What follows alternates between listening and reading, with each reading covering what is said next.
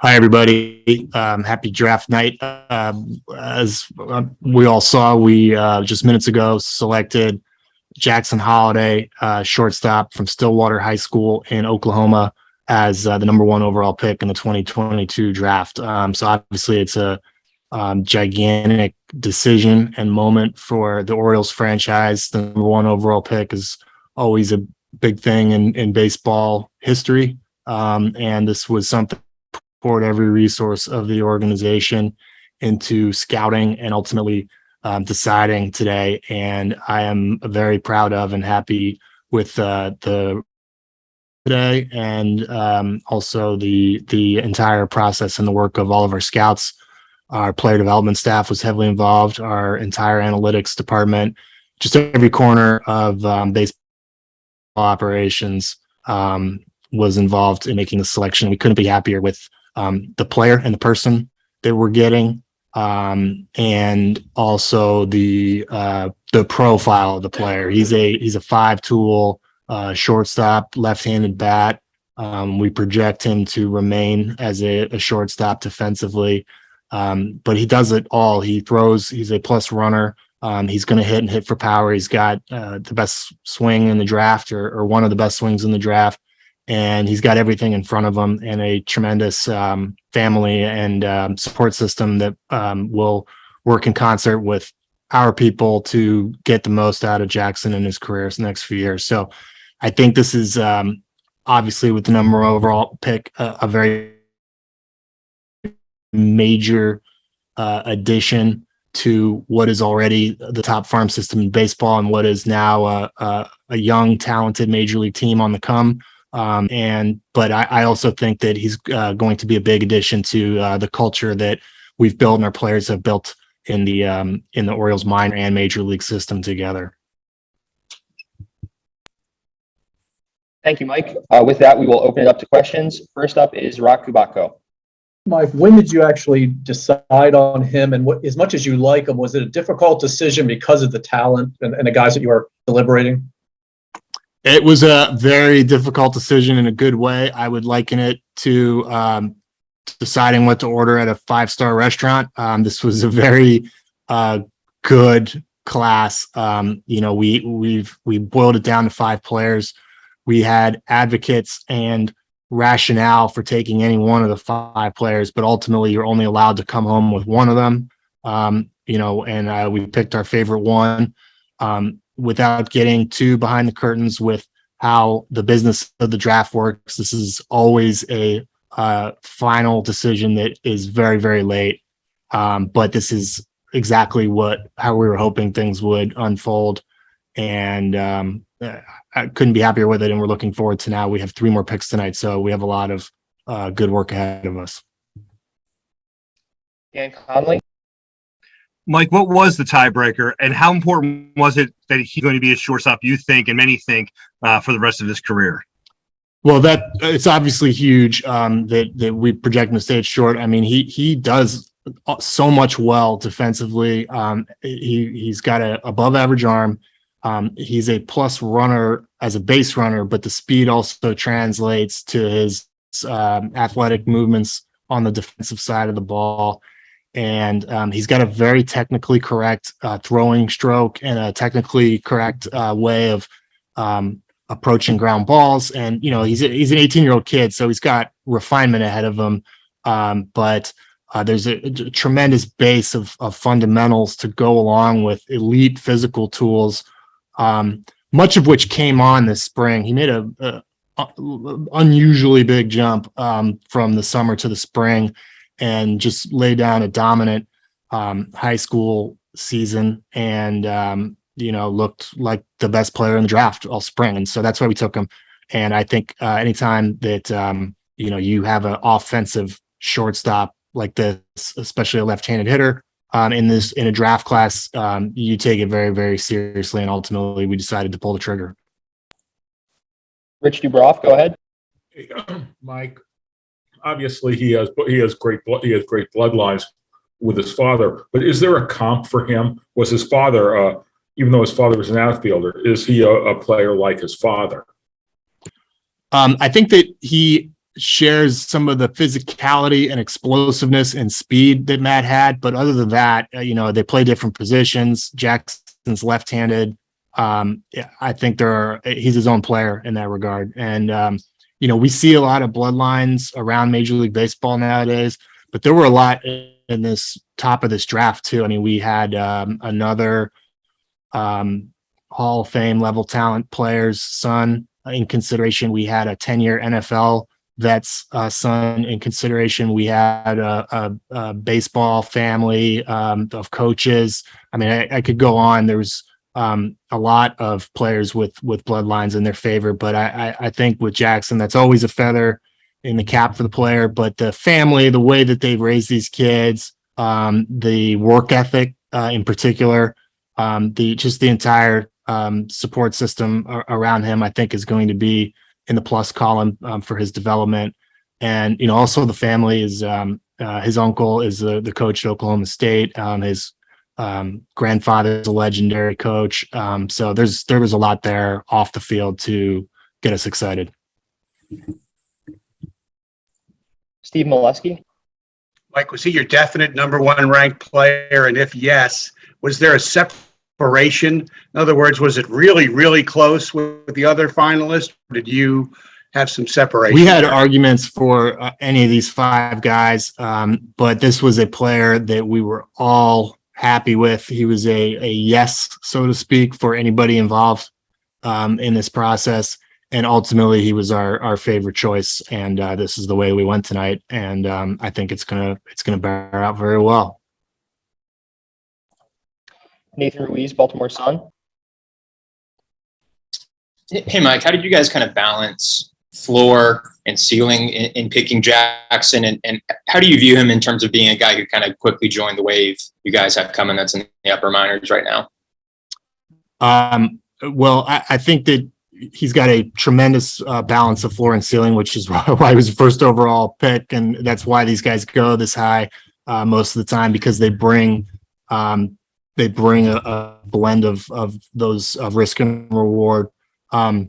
I think the upside for him is enormous. I mean, it's a potential star playing shortstop, batting in the middle of the order, doing so for a very long time. In some regard, I don't know that the ceiling gets much higher than somebody with that profile, but also with the five tools that he brings to the table, with the defensive position that he plays, with the off-field work ethic that we know is there, and the presence of both a power and hit tool. I think even if his development doesn't go perfectly, there's a lot of different productive pathways this will go down. Anna Kaiser, Yahoo Sports. Hey, Mike, you referenced sort of the young, talented team you have at the majors at the top. Is there anything about the performance you've seen from Ben or even your sort of upper level prospects that affected the final decision in terms of what your window might be? No, I mean, we're certainly proud of the direction the team's headed in and proud of the farm system that we put together. But that personnel, with the way that baseball works, with the way that the baseball draft works, was definitely not something that was ever factored into this selection with the number one overall pick. And I'm hopeful that Jackson's got a good chance to move efficiently through the minors and join this group that we see. I've seen high school picks that move just as fast, if not faster, than college players. It just depends. Everybody's different. But this was the prospect that we wanted to add to our pipeline.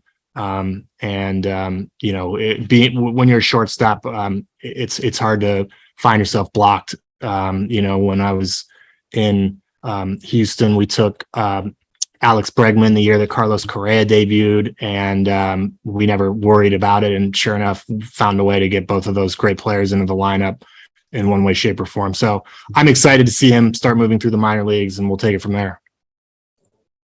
Stan Charles. Mike, about a week ago, I asked you the question of whether you guys were building toward a consensus. Did you get to as close as you could get to a consensus on this pick within your draft room? I think consensus is the right word for it. It was not unanimous. It never is. I've never been a part of a draft room when we got 50 people up there. You're just not going to get that. But this was a player that anyone involved deemed worthy of selecting, and like I said, was a quote unquote yes.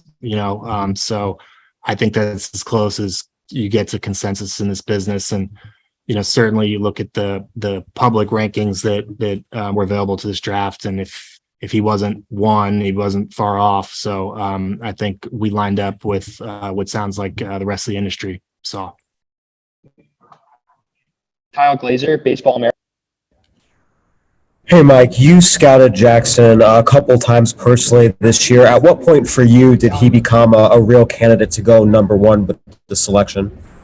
So as I mentioned, he was not viewed as a candidate, a top couple pick sort of guy in the fall or the summer last year, and was not somebody that we focused on in our winter meetings for this pick, though we liked him and we're planning on following him for the draft.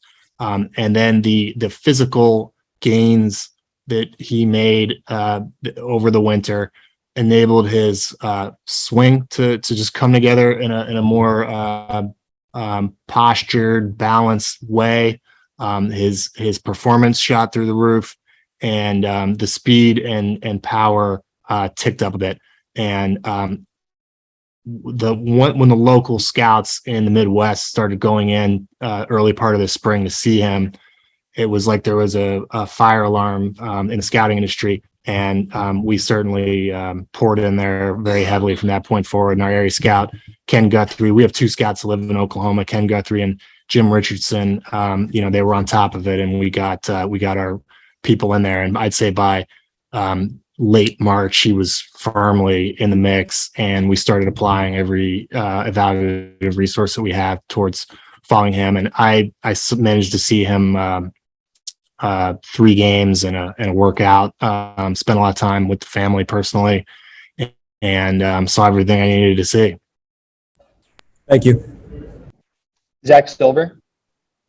And Mike, when we were talking earlier this year about Gunnar, you talked about how he was kind of the flagship for the player development system. Where do you feel like that is for you guys? How do you feel like it's kind of developed over the last couple of years, and kind of the health of it right now?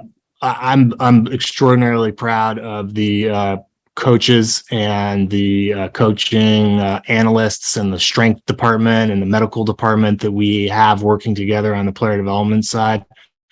I can't imagine that there's much better cohesion across the industry than what we have with our group.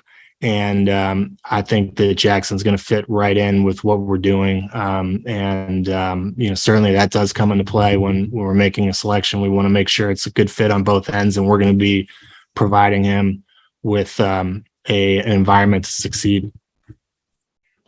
Nathan Ruiz. Mike, on somewhat of a separate topic, the major league team finished 500 today. Just on a day like this, you're adding more talent to the organization. How significant is that, and how pleased are you with the direction things are going just overall? Yeah, I do think it's a pretty significant mile marker for us, honestly, to be making this pick and the next 3 picks that we're going to have tonight on a night when our group has finished with a 500 record. I think that's a step. And now we're adding what's going to be a big new wave to the bottom of what is an excellent farm system. And, I say it all the time, our division is ridiculous. We've got to tangle with these 4 extraordinarily well-run, well-resourced organizations. But I think that this Orioles organization is in the healthiest spot it's been in a very long time.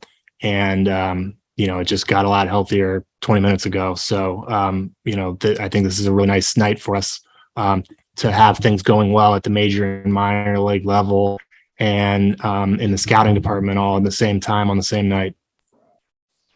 Last question is from Stan Charles.